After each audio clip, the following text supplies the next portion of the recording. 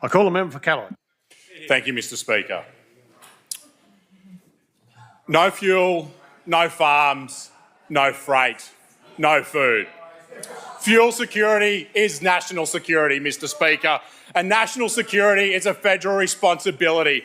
And what we get from those opposite is complete silence when it comes to the responsibility of the federal Labor Albanese government. What they also forget to do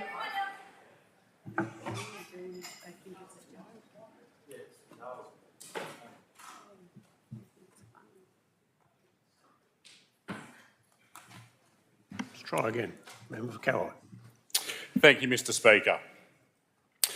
How important fuel is not lost on us. For our farmers, for our truckies, for our civil contractors, for our small and family businesses and for our tourism operators as well. And that's why we were the first state to blow the whistle on this problem 2 weeks, more than 2 weeks before the federal government convened a national cabinet and weeks before they were even talking about it.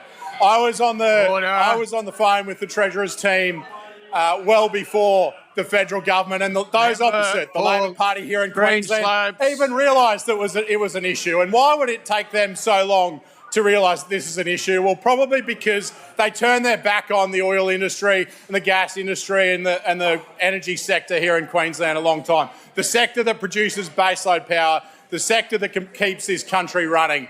They make their green deals.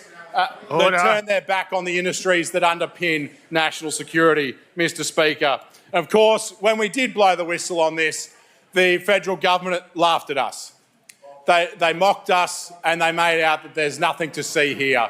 They made out that there's no problem and Queenslanders and Australians can just get on with the job and forget that this is a problem. Well, now we well and truly know it's a problem, and it's nice to see those opposite finally awake, but it's a shame that they have not realised that the people they need to be calling are their mates in Canberra.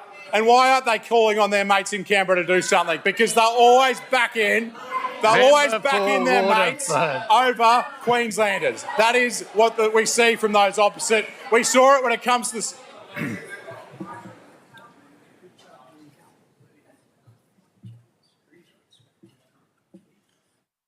We're getting there slowly. Member for Calloway. Member Waterford. Thank you, Mr Member Speaker. for Waterford. You are warned. Member for Calloway. Thank you, Mr Speaker. At the end of the day, we didn't need a crisis to understand this is an issue, but I think those opposite, because there's something that they haven't been talking about through this, and maybe they need an economics lesson, and this is something I think I learned back in grade 8 economics, is when you have limited supply of something, prices go up. And now they're talking about capping prices, but through that they've not mentioned one thing, and that's supply.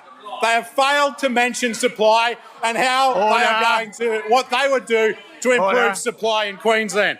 Well, the LNP Crisafulli government backs in the oil industry, and we were talking about increasing supply to the state well before there was even an oil crisis, Mr Speaker, and we were doing that through the likes of the Taroom Trough. And I was meeting with Amiga Oil and Gas again today. And for those, there's a fantastic ASX announcement that they've been making recently. And I've been meeting with that company for a long period of time, as has the Minister, and he also met with them today.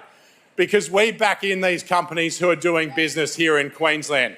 And for a bit of information on what that Taroom Trough may bring, from that company alone, on their publicly released information, one of their boreholes could produce 950,000 barrels of oil in a day. That's nearly 1 million barrels of oil, Mr Speaker. And what does that mean when it comes to fuel supply here in Queensland? Well, that's the equivalent of 151,000 cubic metres of fuel.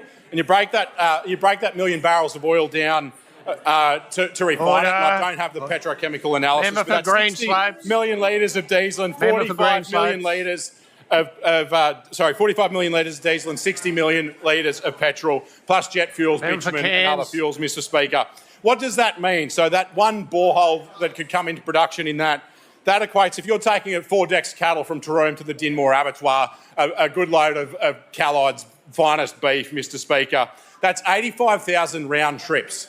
4 decks of cattle going to the abattoir. That's a lot of beef we're bringing on board.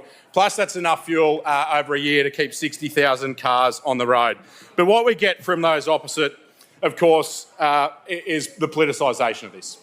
But I want to place here on record that through the likes of that Taroom Trough, I think it's time that we certainly have conversations about a refinery on the Western Downs. It'd be a great thing for my community, Mr Speaker. But those opposite, I take that injection with, they have no plan when it comes to improving supply here in Queensland for oil. And they still failed to pick up the phone to Canberra. It's Canberra's responsibility to fix this fuel crisis, and we'll keep fighting until they do.